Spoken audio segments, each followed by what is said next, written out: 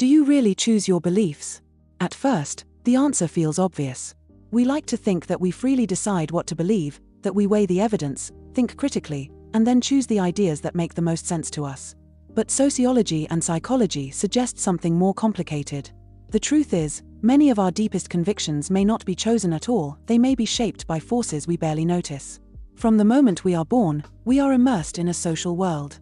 Families, cultures, religions, schools, and even the media around us all provide frameworks of belief long before we're able to question them. A child raised in a devoutly religious household may inherit certain spiritual beliefs as naturally as they inherit a language. Someone raised in a political culture may absorb ideas about freedom, justice, or authority before they even know what those words mean. In this way, beliefs are less like conscious decisions and more like the air we breathe, absorbed, invisible, and taken for granted. Sociologists often point out that belief is a social construct. What seems natural or inevitable to one society may be strange or unthinkable to another. Think about how moral norms differ across cultures, or how scientific truths evolve over time. For centuries, people believed the Earth was the center of the universe, not because they chose it, but because society provided that framework as reality. Our beliefs, then, are not only personal, they are cultural inheritances. Psychology adds another layer to this puzzle. Human beings are not neutral information processors, we are biased. Confirmation bias, for example, makes us seek out evidence that supports what we already believe, while ignoring what challenges it. The illusory truth effect makes us more likely to believe something simply because we hear it repeatedly. This means that even when we think we're choosing beliefs rationally, our brains are wired to lean toward familiarity and comfort. In other words, beliefs often choose us. But there's also the question of identity. Beliefs are not just ideas floating in our heads, they are part of who we are.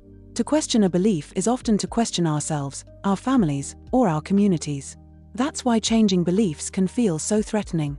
If your social circle strongly identifies with a political ideology or a religious tradition, rejecting those beliefs might risk rejection from the group. In this sense, beliefs serve not only to explain the world, but also to keep us bonded to others. They are social glue. At the same time, humans have an instinct for meaning. We want our lives to make sense, to have a narrative. Beliefs provide that story. Whether it's religion, science, philosophy, or political ideology, belief systems help us explain suffering, justify morality, and imagine a future. And often, people don't pick these stories from scratch, they adopt the ones that their culture offers. That doesn't mean beliefs never change, but it does suggest that the starting point is rarely a conscious choice. Still, it would be wrong to say we have no agency. People do question their beliefs.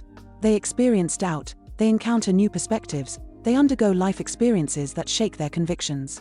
Many people have stories of leaving behind inherited beliefs or adopting new ones through personal reflection.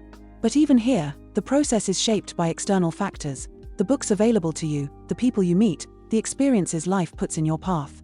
Even doubt is often triggered by something outside yourself. Neuroscience complicates the picture further. Studies show that belief formation happens in the brain in ways we don't consciously control.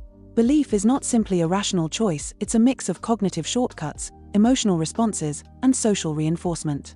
Once a belief is established, the brain tends to protect it, even against contrary evidence. This is why debates rarely change minds. Beliefs are sticky, because they're tied to emotion and identity, not just logic. So do we really choose our beliefs? Perhaps only partially. We can choose to expose ourselves to different ideas, to reflect critically, to remain open to change. But the raw material of belief, the cultural narratives, the social pressures, the cognitive biases are often given to us, not chosen.